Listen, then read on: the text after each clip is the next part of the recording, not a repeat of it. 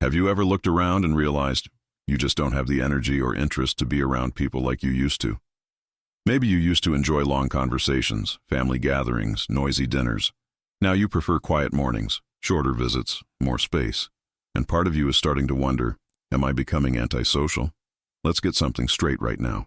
You are not withdrawing because something is wrong with you. You are simply aging differently, and more importantly, in a way that makes sense. What if I told you that this shift, the desire for more solitude, the preference for deeper over wider connection, the growing need for peace over performance, is not only common, but actually backed by psychology?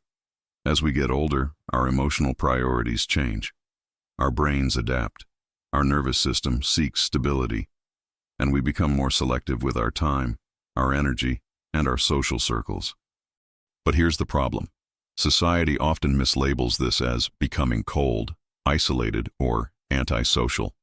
That's not the truth. The truth is, you're evolving.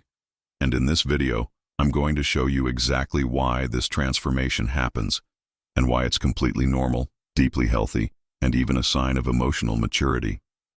So if you've been feeling different lately, if you've stopped reaching out as much, declined more invitations, or just long for more time with yourself, this isn't something to fix.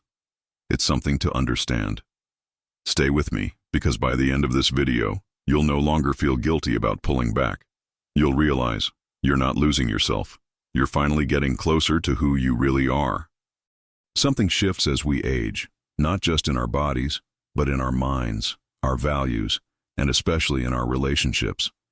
In your younger years, being social was almost expected. Work, children, community events, friendships, life was full of noise, movement, and people. And in many ways, it had to be. But after 60, for many people, that urgency fades.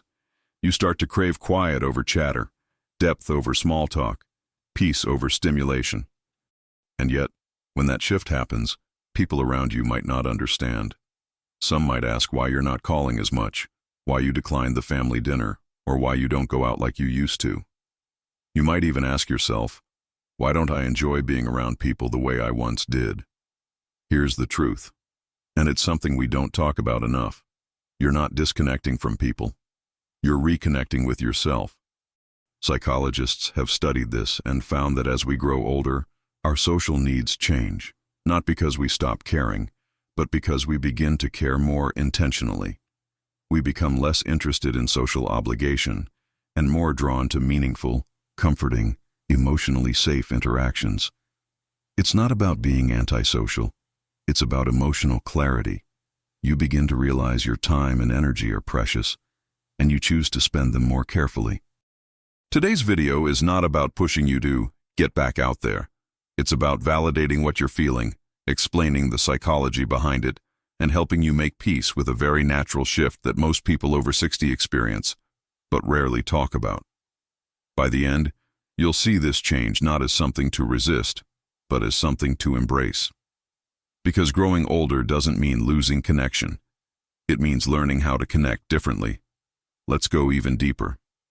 What you're experiencing, that urge to pull back from large groups, to keep conversations shorter, to spend more time alone or in quieter environments, is part of something psychologists call emotional pruning.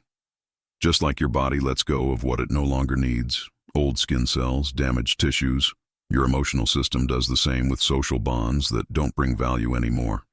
This isn't cold, it's intelligent, and it's natural. In your earlier decades, your social world was like a wide tree, growing outward in all directions. You connected with colleagues, neighbors, extended family, fellow parents at school. That web of interaction served a purpose, building support systems, exchanging ideas, fulfilling roles. But now, as the demands of daily life begin to slow down, your nervous system starts signaling something new. It's time to trim the branches. You want closeness, but only with those who feel safe. You want conversation, but only the kind that nourishes you. You want presence, but not pressure. That's pruning in action. And it's not just okay, it's wise. Dr. Laura Carstensen, a renowned researcher in the field of aging, describes this beautifully in her socio-emotional selectivity theory. According to her work, as people become more aware of time, especially later in life, they naturally shift their focus away from novelty and variety toward meaning.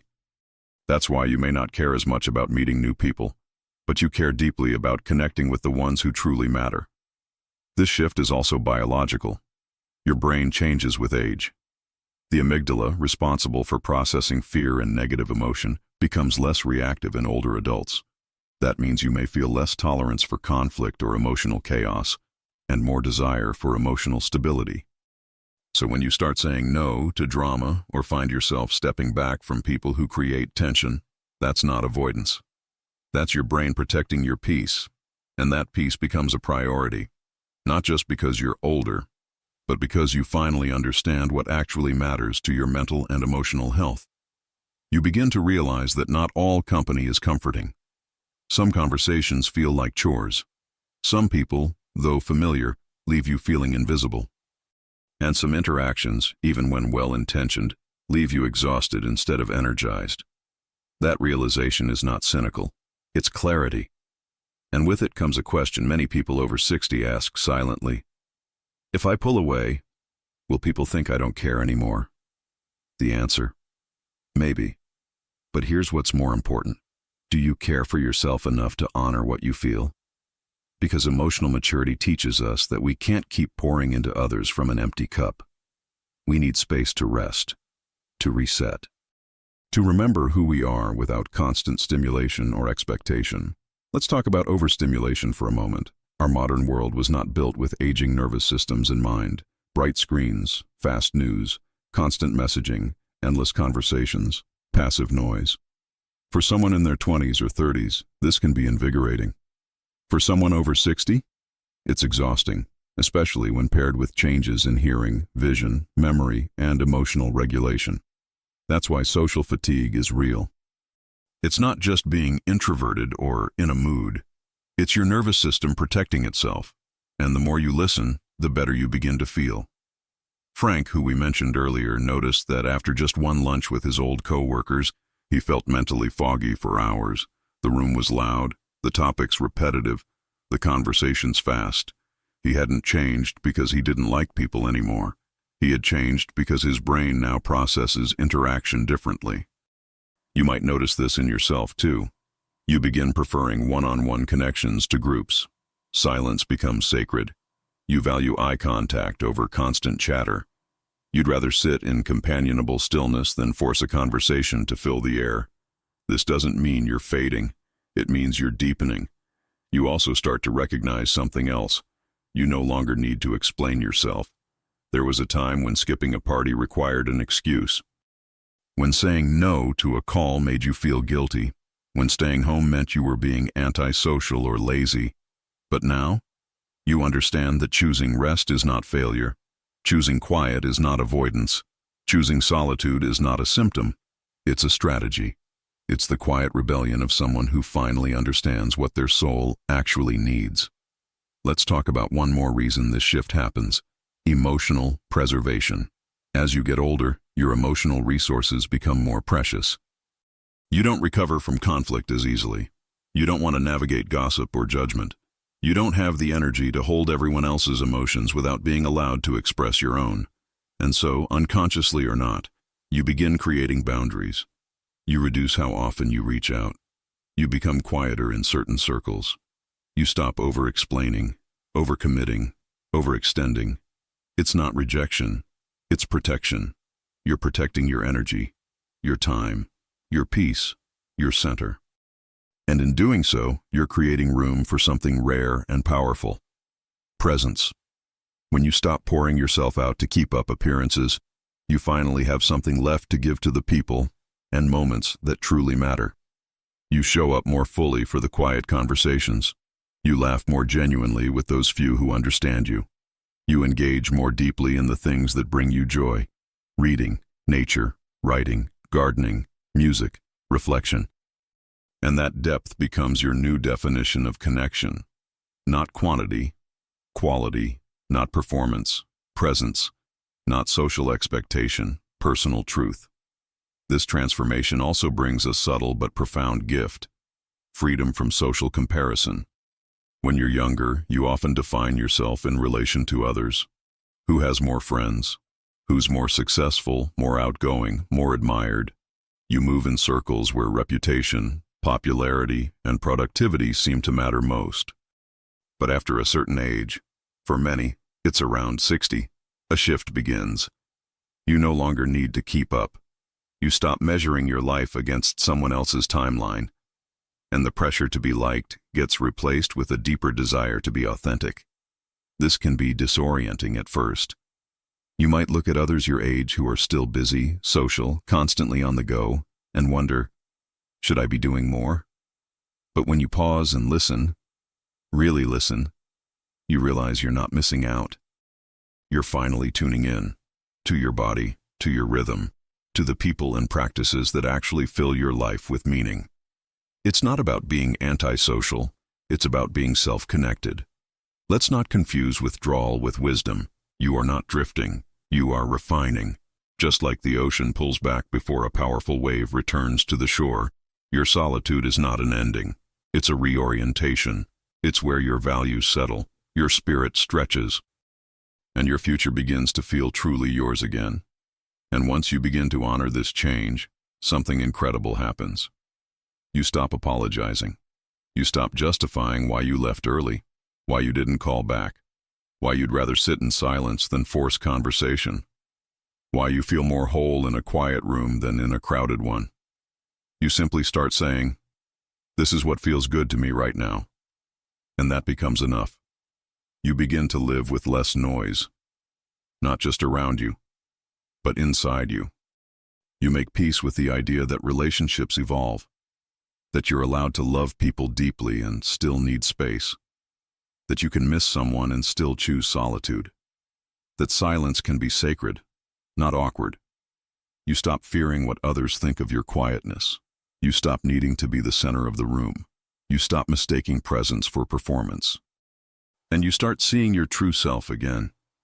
Not the one who was shaped by expectations, but the one that's always been waiting behind the noise. So if you've been wondering why you've been pulling away lately, if you've been feeling different but can't quite explain it, if the thought of socializing drains you more than it excites you, you're not broken. You're not fading. You're not antisocial. You're aging differently and beautifully. You're simply reaching a stage of life where authenticity matters more than appearances, and peace matters more than popularity. That's not something to hide. That's something to honor. If this video resonated with you, even in a quiet, gentle way, then I'd love to hear from you. Leave a comment below with the words, "I'm not antisocial, I'm evolving." That simple phrase lets me know you're part of this growing community of people who are embracing the truth of aging, without shame, without apology, and without pressure to be who they once were. And I want to know, have you noticed yourself craving more peace and fewer people lately? Have your relationships changed in ways that felt confusing or surprising? Let's talk about it. Because the moment we speak our truth out loud, we give someone else permission to do the same. Also, don't forget to like this video if it helped you feel seen. Subscribe to the channel. We talk about the emotional, physical, and psychological realities of aging every week. Share this with a friend, sibling, or even your adult children. Because sometimes what feels like distance is really a deeper kind of connection forming underneath. You are not becoming less. You're becoming more you. And this space is here to remind you of that, one video at a time. So go ahead, leave your "I'm not antisocial, I'm evolving" down below. Because silence may be sacred, but sharing it with someone who understands, that's a kind of connection worth keeping. Let's take a moment to breathe together.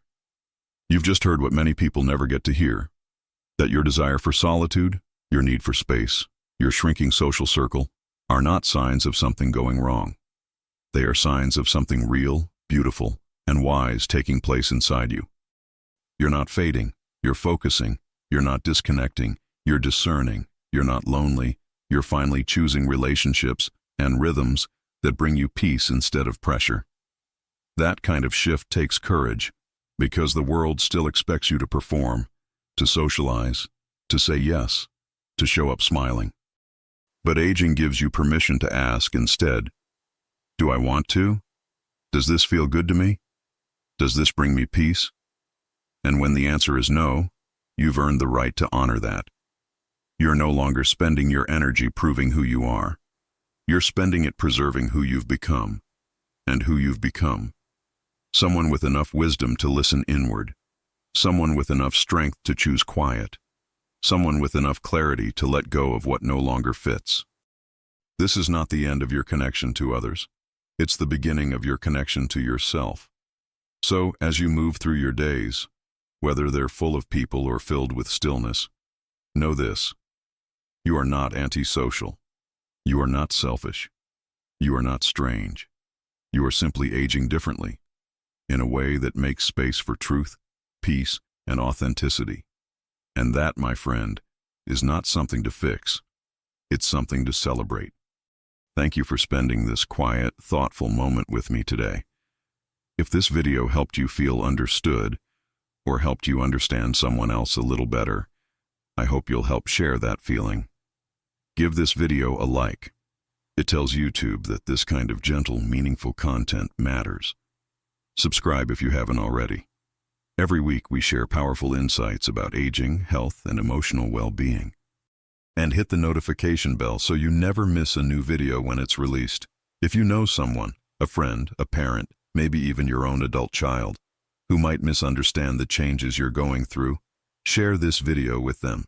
Sometimes, just a few honest words are all it takes to rebuild connection, or to find new peace in letting go.